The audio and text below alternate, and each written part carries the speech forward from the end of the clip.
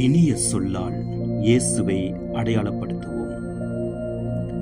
இறை வார்த்தையை போதிக்கும் பணிக்கு உரிய தலைவர்களால் முறையாக நியமிக்கப்பட்டவர்கள் மக்களை வளரச் செய்யும் நடைமுறைக்கேற்ற கற்புநிலை சொற்களை கையாண்டு நன்மை தீமை, பாவம் புண்ணியங்கள், தண்டனை தீர்ப்பு மற்றும் முடிவற்ற மாட்சிமை பற்றியும் சுட்டிக்காட்டி போதித்தல் அவசியம்.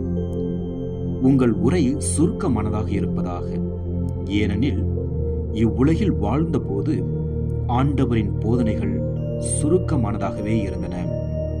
இறுதி ஒழுங்கு 9. இன்றைய சிந்தனை: நமது உடலில் இருந்து வெளிப்படும் அனைத்தும் அசுத்தமானதும் நாற்றம் வீசுவதாகவும் உள்ளன.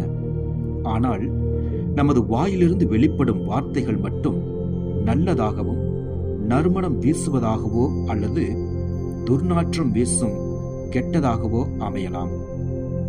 அன்றாடம் நாம் பயன்படுத்தும் வார்த்தைகளும் மற்றவரை வளரச் செய்வதாய், திடப்படுத்துவதாய், தட்டி கொடுப்பதாய், ஆறுதல் தருவதாய் இருந்திட வேண்டும். இது போதகர்களுக்கு மட்டுமன்றி மனிதர்களாயிருக்கும் நம் அனைவருக்கும் பொருந்தும்.